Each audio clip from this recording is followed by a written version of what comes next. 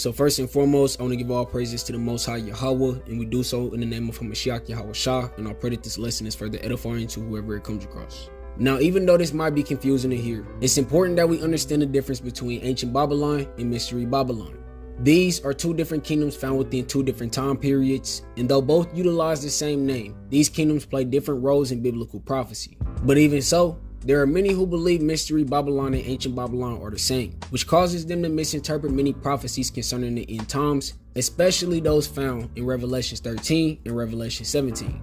This also causes many to argue against the Hebrew Israelite understanding of scriptures, and often leads to different religious factions arguing about whose interpretation is correct. Now, due to this being the case, for today's video, I've decided to establish the correct breakdown of Mystery Babylon for those who don't have it. In doing so, we will gain a true understanding of Revelation chapter 13 and 17, and Lord willing, whoever has ears to hear is further edified in the process. So let's start with prophecy. Isaiah 13 and 19 through 20, and it reads, "And Babylon, the glory of the kingdoms, the beauty of the Chaldeans' excellency, shall be as when Yahweh overthrew Sodom and Gomorrah. It shall never be inhabited, neither shall it be dwelt in from generation to generation, neither shall the Arabian pitch tent there, neither shall the shepherds make their fold there." So here we see a land called Babylon is foretold to be destroyed. And due to this being in the Old Testament, many would assume it's in reference to the fall of ancient Babylon that happened in 540 BC. But this is not the case. Here, we are told Arabs would never visit Babylon after it was destroyed, which isn't what happened with ancient Babylon due to it being rebuilt by the Arab known as Saddam Hussein in 1983. Who today remembers the legends of the grandeur that was ancient Babylon? President Saddam is one who does.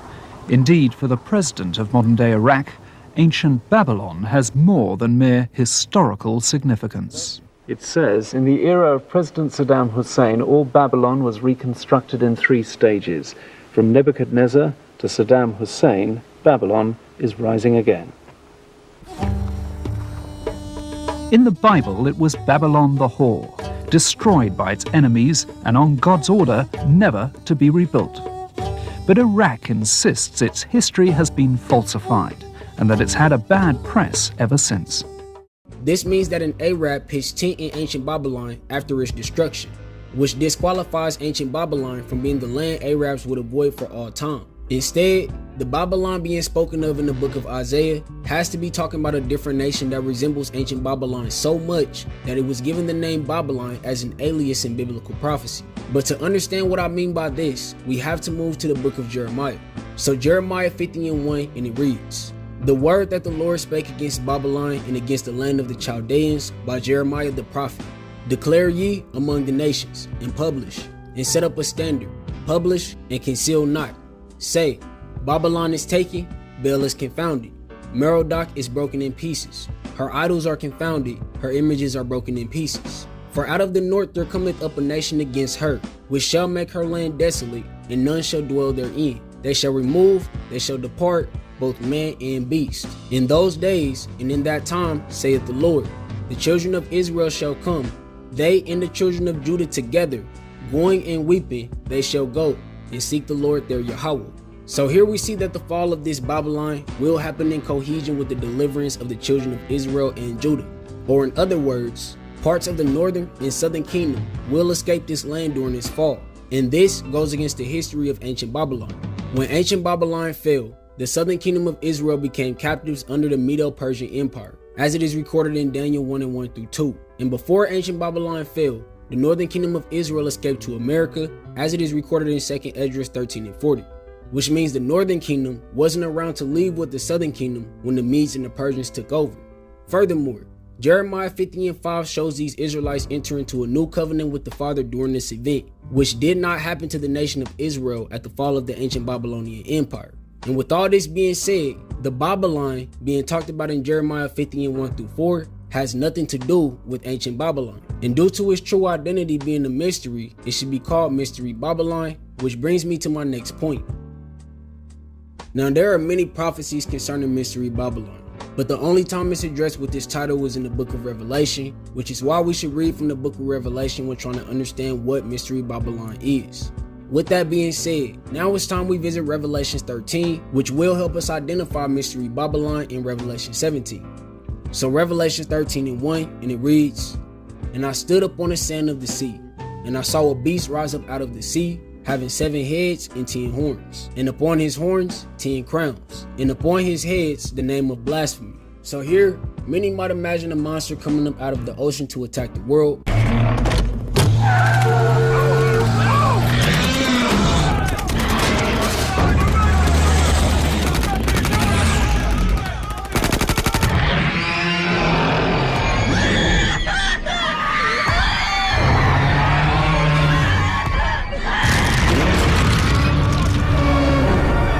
But this is not what this verse represents. Instead, the beast represents a collective of kingdoms. And due to there being 7 heads with the name blasphemy, we know that each of these 7 kingdoms will be nations that rule the earth in sin. With that being said, according to the Bible, the greatest nations to ever thrive amongst the heathen were Egypt, Assyria, Babylon, Persia, Greece, Rome, and later, the revived Roman Empire, all of which were the most wicked nations to exist in history due to their high levels of pagan worship.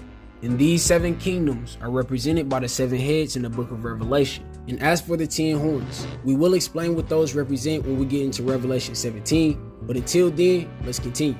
So verse 2 of Revelation 13, and it reads, "And the beast which I saw was like unto a leopard, and his feet were as the feet of a bear, and his mouth as the mouth of a lion. And the dragon gave him his power, and his seat, and great authority." Now many might claim these animals represent specific kingdoms, but that isn't the case due to the kingdoms already being defined with the horns and the heads. Instead, these animals represent characteristics of all 7 kingdoms we will go into, due to them all being ferocious beasts in nature. Moving forward, verse 3, and it reads, "And I saw one of his heads as it were wounded to death, and his deadly wound was healed. And all the world wondered after the beast, and they worshipped the dragon which gave power unto the beast, and they worshipped the beast, saying, Who is like unto the beast? Who is able to make war with him?" So the wound in this verse represents the fall of the Western Roman Empire that took place in 476 AD.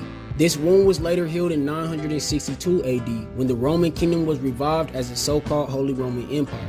And as this happened, they gained a large influence over the known world through their pagan religion known as Christianity, which is why the verse above says all the world wondered after the beast. But let's continue. So verse 5, and it reads,